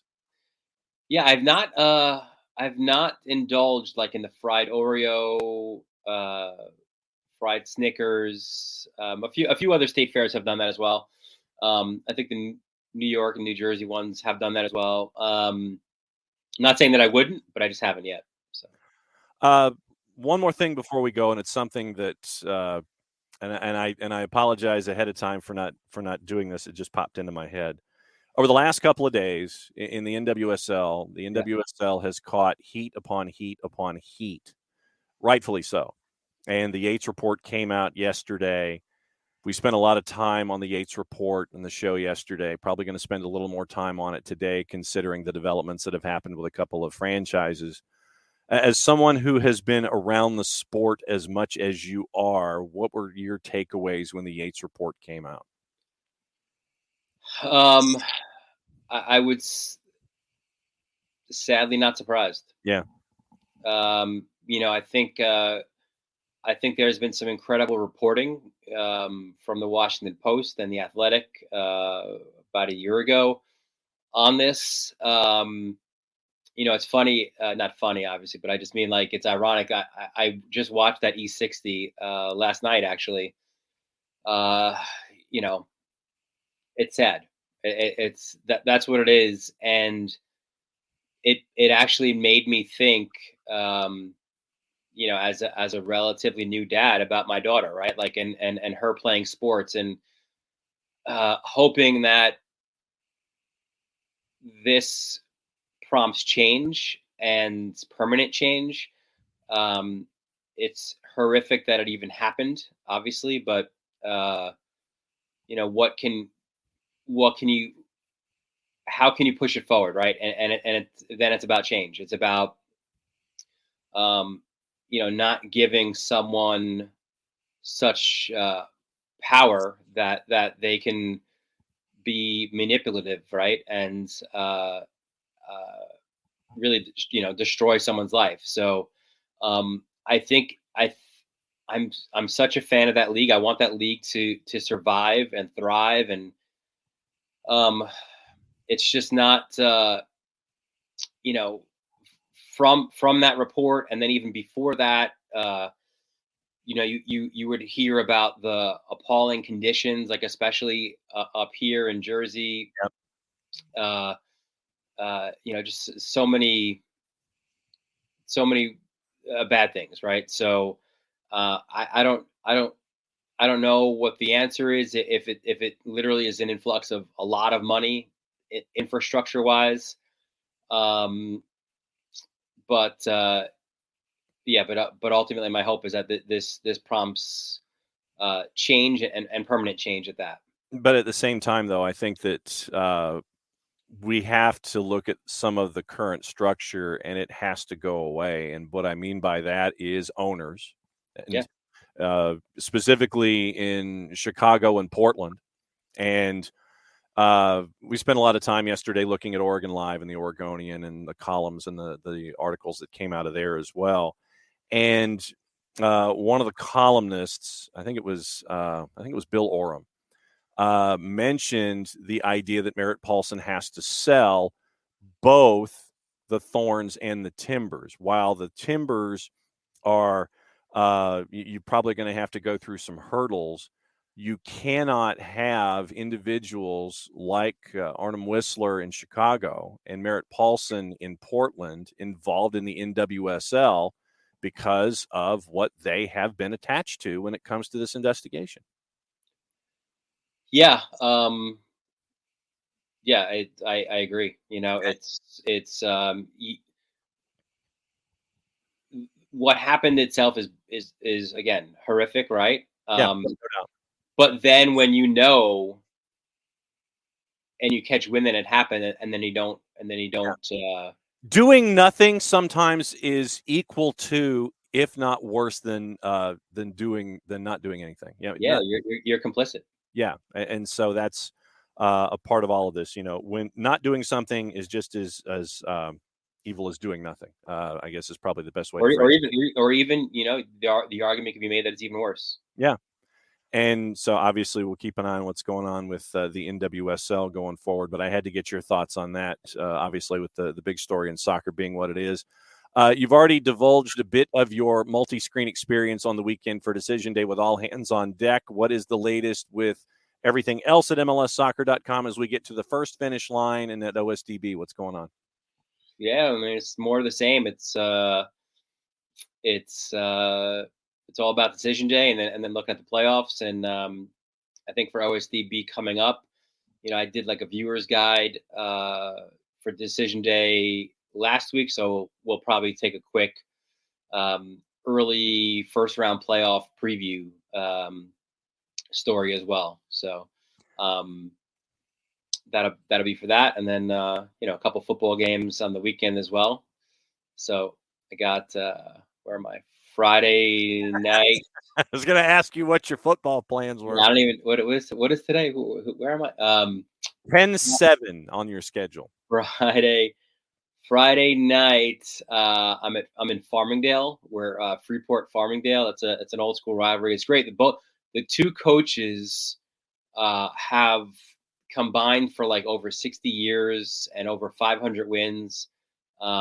So that's always fun when they take on each other. And then Saturday, I've got one of our regions, like backyard brawls between Bethpage and Plain Edge. So that should be a lot of fun. The biggest game of the weekend, actually, high school football wise, I had to get off of because it was Sunday afternoon. Obviously, Decision Day. So I had to make a decision myself for Decision Day. So what game did you have to beg off of? Kellenberg. It's in the Catholic Football League. Kellenberg and Holy Trinity. Two teams are 5-0. Okay, so. Two teams that are undefeated and things like that. And so for those of us down here in the SDH footprint that want to see you on the high school football side of things, how do they do it? Well, the aforementioned Yes app, right? If you've got that. Also, if you go to pick YouTube, it out, Dylan Butler, pick it out.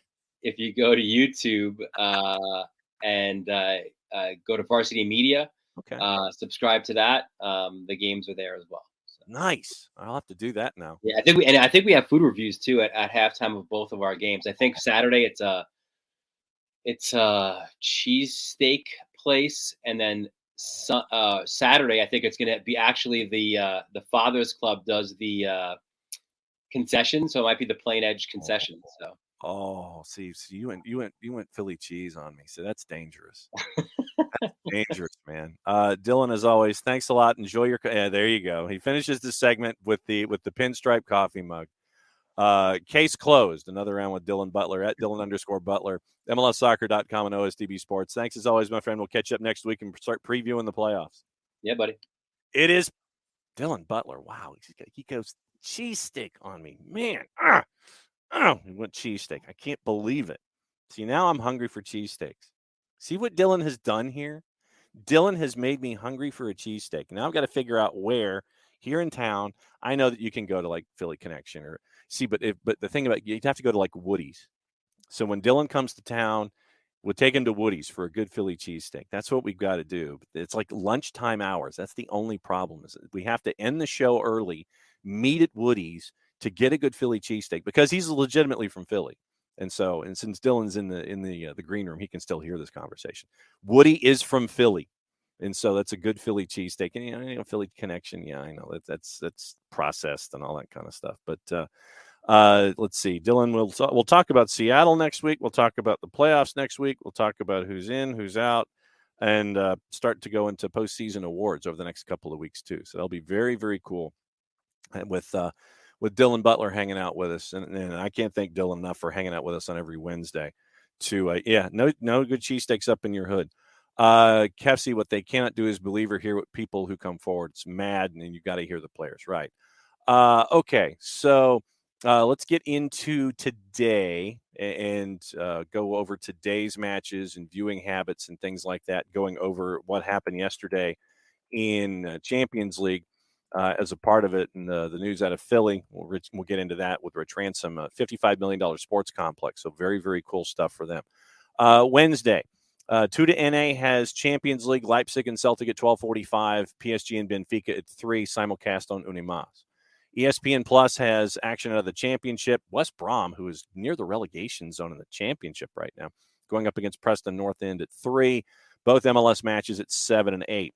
You've got 4 games in USL Championship starting at 7:30. Louisville, Detroit City. That is for positioning in the East. Memphis and RGV. That is a must-win for Memphis to keep track with Lou City if they're going to try to chase after the top spot. El Paso, Colorado Springs. That one's for positioning in the West. And Colorado Springs, big news for them. You can hear the sound from Haji Berry himself. Haji Berry has been transferred to a team in the Egyptian Premier League. So big news out of Colorado Springs. And New Mexico and Los Dos. That one is at 9 o'clock. That one is also for positioning in the Western Conference. All the teams in the East have figured out where they're going.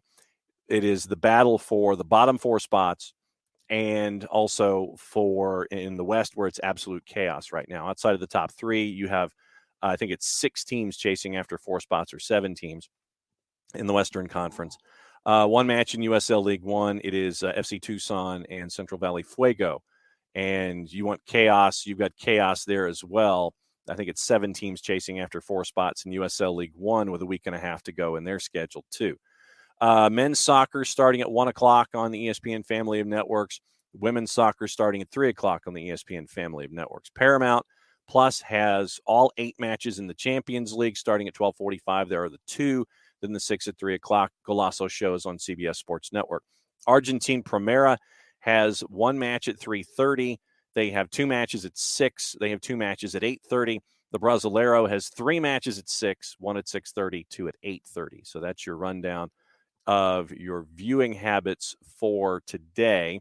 Getting into juice boxes for today, we got Youth League and everything going on right now in lower divisions in Europe to get your morning started, at least here in the Eastern time zone, the way that it could.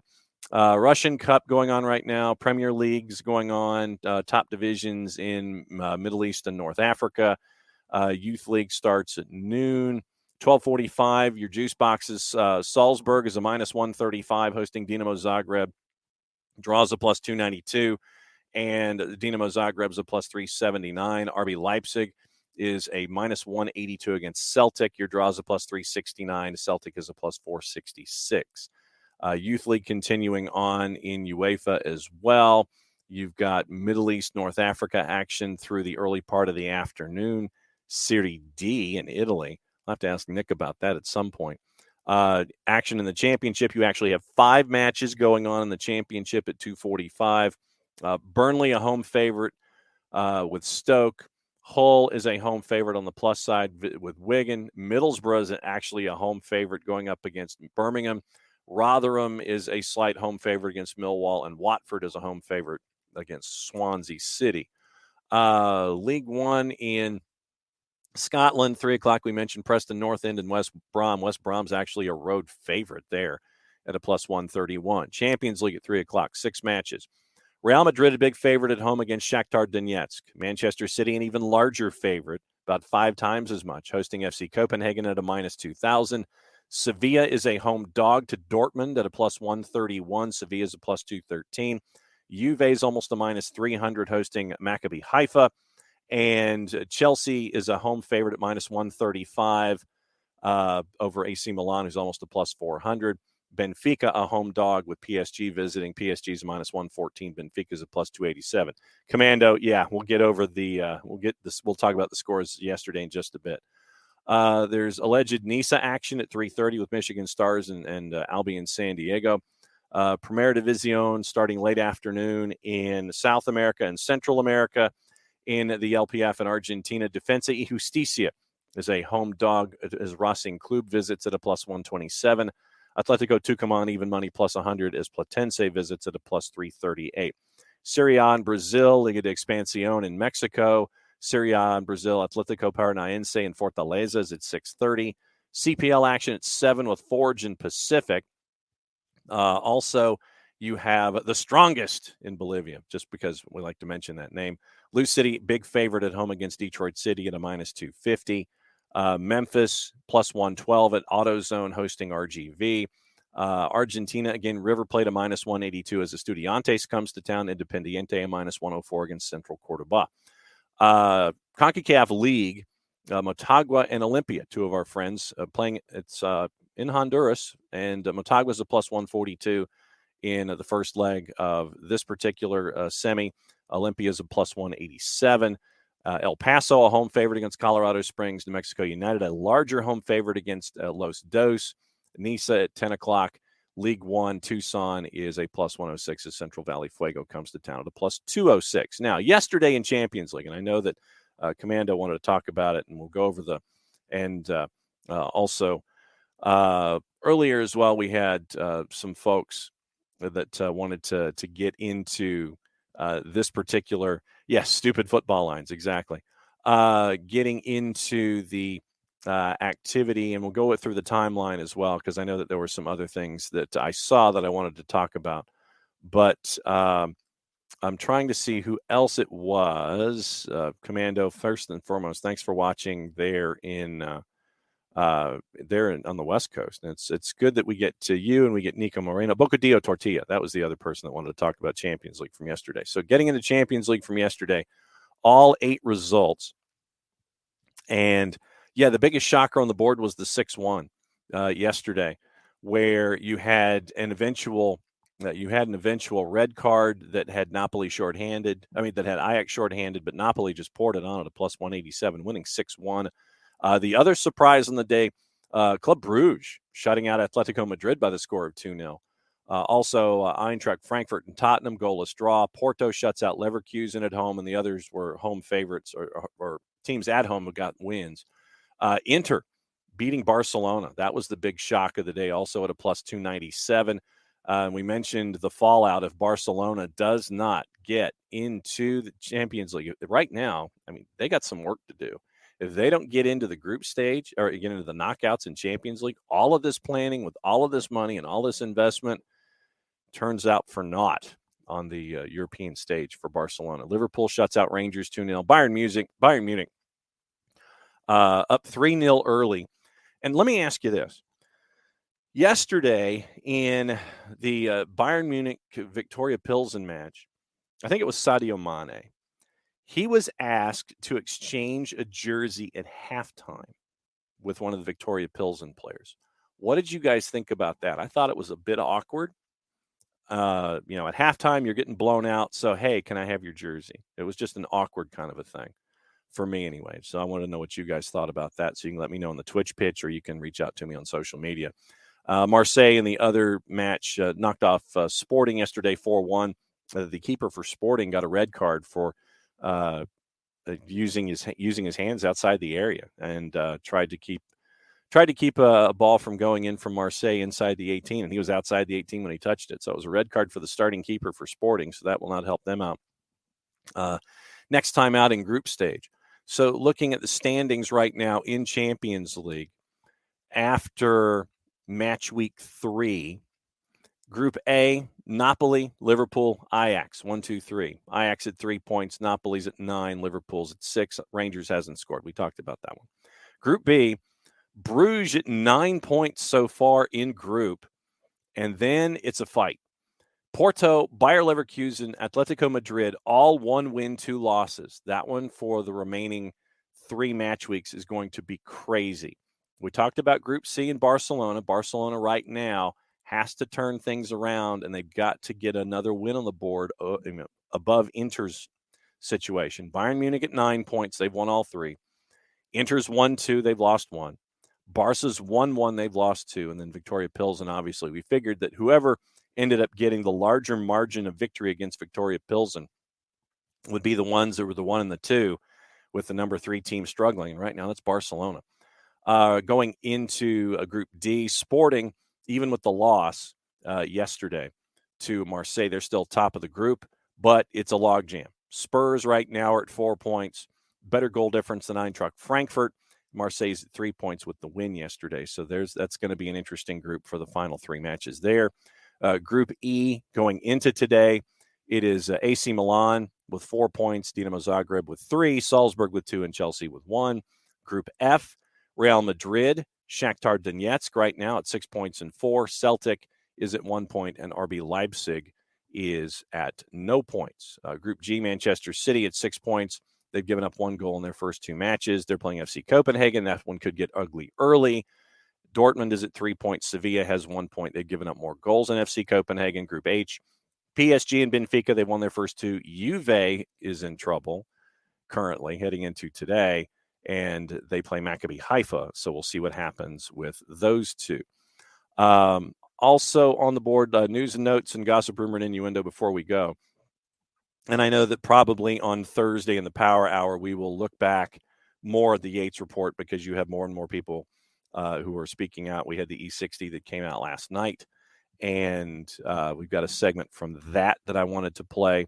Plus, Sarah Spain addressed the situation with the NWSL on Around the Horn on ESPN, and we've got that clip as well. So we'll probably play those tomorrow in the Power Hour. Remember, Power Hour tomorrow, 1 hour from 9:05 to 10:05, and then because of high school football commitments, that's when I go wandering into Georgia Public for the countdown to kickoff at noon, and then recruiting 2022. We tape that in the afternoon. But Philadelphia Union, this was what Rich was talking about earlier, unveiling plans for a $55 million sports complex built on the Chester waterfront in between Subaru Park and the power plant office building.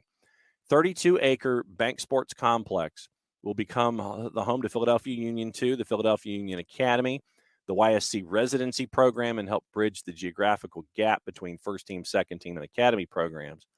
Union owner Jay Sugarman was quoted, alongside Subaru Park, WSFS Bank Sportsplex will become another centerpiece of our club and community strategy. Could not be more proud to see the project come to fruition. Addition to 7 fully lit outdoor grass and turf fields, a 100,000 square foot indoor facility available to the public, turf field, 2 indoor sport courts converted into 8 smaller ones, fitness center, weight room, indoor sports track, and a cafe. And the indoor facility is especially important for a team as preseason and winter. Until it's completed, YSC and Union Academies will continue to train in Wayne, as they have done since 2013. So that is big news out of Philadelphia, and looking forward to seeing how that comes to fruition over the next handful of years. Let's see. Sevilla head coach Julian Lopetegui, we mentioned that on Prim and Proper yesterday. He is Wolves' preferred Lodge successor. Looks like that they're going to try to find a way to get him out of his contract with Sevilla. So we'll keep an eye on that. Going through all the gossip of the day, and sometimes it's gossip, sometimes it's stuff that is going to be close to fruition here. Manchester City already trying to renegotiate Erling Haaland's contract, courtesy of our friends at Mundo Deportivo, and it includes a clause allowing the striker to leave after 2 years if Real Madrid make an offer. Understandable. Football Insider, Arsenal reached an agreement in principle on the new contract for Bukayo Saka. We talked about that. Nottingham Forest owner Evangelos Marinakis considering sacking manager Steve Cooper and some of the club's recruitment staff after 5 successive Premier League defeats. They're considering Rafa Benitez once again. Ex-Burnley manager Sean Dyche is also an option. Manchester United reluctant to let Cristiano Ronaldo leave in the January window, so the 37-year-old may have to wait till his contract runs out. That's according to our friends at the Daily Mirror. United interested in signing Benfica Portuguese forward Gonçalo Ramos and PSV Eindhoven's Netherlands winger Cody Gakpo. Thomas Tuchel turned down the chance to manage Bayer Leverkusen. Leverkusen looking at appointing Xabi Alonso as a replacement for manager Gerardo Sean. Chelsea leading the race for AC Milan's Rafael Leao. Asked about it yesterday. Graham Potter commented on Leao as a talent, didn't comment about the pursuit in a press conference. AC Milan could use their game against Chelsea in Champions League to talk to the Blues about signing Trevor Chalobah and Christian Pulisic. That comes from Calcio Mercato. Inter Milan could look to sign Donny van der Beek for Manchester United in January. Liverpool's owners willing to fund a big money transfer in January if Jurgen Klopp and the club's recruitment team find the right player. Klopp also said he wanted to sign Martin Odegaard for his previous club, Borussia Dortmund, but chose to remain at Real Madrid. That's from our friends at Goal. Arsenal thinking of offering Belgian midfielder Albert Sambi Lokonga in a swap deal once again with Locatelli, with the Juve and Manuel Locatelli. Leandro Trossard has refused to dismiss speculation linking him with a move away from Brighton. Arsenal and Chelsea are interested. Everton plan to exercise the option on Connor Cody's loan from Wanderers and a permanent switch to be less than £10 million. Graham Potter says his focus is on getting Conte fit again. Contract situation of the 31-year-old whose deal runs out next summer is between the club and him. And Sevilla have agreed to a deal with former manager Jorge Sampaoli to return to the club to replace Julian Lopetegui as boss. So it looks like Lopetegui to Wolves, Sampaoli back to Sevilla. So we'll keep an eye on that as well going forward. I'm trying to see if there's anything else in the queue to talk about. Ukraine has joined the Spain-Portugal bid to host the 2030 World Cup. And I'd love to see it. I really would love to see it. New partnership confirmed by the Spanish Football Federation and the Portuguese Football Federation during a news conference at the Swiss headquarters of UEFA. Spain, Portugal, Ukraine bid for the 2030 tourney, backed by UEFA, will compete against other candidacies, such as a collaboration between Egypt, Greece, and Saudi Arabia, and a joint South American proposal from Uruguay, Argentina, Paraguay, and Chile. Times reported yesterday the plans for Ukraine to host one World Cup group in the tournament. Decision as to who will host the tournament in 8 years from now decided at a FIFA conference in 2024, where the member associations vote on which one is best. By 2030, the World Cup will have expanded to a 48-team tourney, an increase of a third from the current format. After this winter's Qatar World Cup, U.S., Canada, Mexico host 26, also the first World Cup in the 48-team format. Meanwhile, the 2024 Euros will be held in Germany, with the 2028 hosts still to be decided. I believe that will cover the day. Like I said, tomorrow on the Power Hour, we'll go through any more revelations, because there have been, and it's going to take a lot longer to go through all of the news that's come out of Washington and Chicago and in Portland. We'll go over it again tomorrow in a Power Hour, and we will talk about it and talk about what happens tonight in Major League Soccer with the two matches, Charlotte and Columbus, Miami and the Purple Team. Charlotte and Columbus is at 7. Miami and the Purple Team is at 8. Both local television for both sides, so that means it's on ESPN+. I know where I will be tonight watching both of these matches. Later today, programming note, we're going to have a 1v1 with St. Louis City SC's captain Josh Yarrow. And St. Louis City and Columbus Crew 2 are getting ready for the MLS Next Pro Championship game this weekend. And so we're going to catch up with the captain of St. Louis City SC, Josh Yarrow, and have that up for us as a 1v1 up on the network a little later today. So that'll be fun. And once again, thanks to Dylan and thanks to all of you for hanging out with us today. We will do it again tomorrow. Thanks to Jarrett for hopping on for the first hour, as he always does here on Wednesday. He'll be back at 8:45 on Friday morning for the weekend whip around. Patent pending, trademark coming, probably, hopefully, maybe sometime soon. Oh, Michael, I wanted to address your question before we go, wondering about why Atlanta United will not hire a new president until approximately 6 months after the old president's departed. You're not going to do anything in season, because especially if your candidate is within Major League Soccer, then they're not going to want to have their job. They're going to continue their job through the end of their season. Like I said, I think what you may have, if the candidate is someone, you're going to announce something during MLS Cup week. That's probably when you're going to announce it, because in that way you've got the runway, especially if the individual knows Major League Soccer, they already know the league. They'll have a short runway of a knowledge base. Then you'll have them kicking in with their activity in January for the January transfer window. So, and with an earlier MLS Cup, you've got the World Cup where you can look at talent as well and try to figure out if there's anybody there that you would want to try to bring in. So it gives you MLS Cup is probably the week when you're going to have that president named, that new individual named, and then that person will get to work over the World Cup, over the holidays, and be ready in the January window for anything that's on their mind and trying to turn things around in their mind for what they think needs to be addressed for Atlanta United. So there won't be anything there won't be anything going on, at least. I mean, and don't think that there isn't any kind of looking at candidates or anything like that. It's just not something that the team is going to put out there in public purview. Just because you don't hear anything or see anything doesn't mean anything isn't going on, for like 3 negatives in about 5 seconds. So look for MLS Cup week for there to be the announcement for something involving a new president for Atlanta United.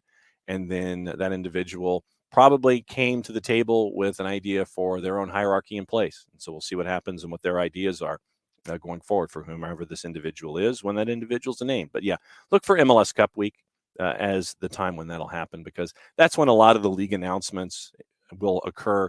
And that happens across the board with other professional sports as well, whether it's NBA, NFL. It's going to be Super Bowl week when you announce coaches. It's going to be NBA Finals week when you announce coaches, those kinds of things. So I look for MLS Cup week for some kind of an announcement. And then you've got the World Cup, you've got December leading you into the January window, which leads you into training camp. And we'll be back at it before we all know it. So that's what I know.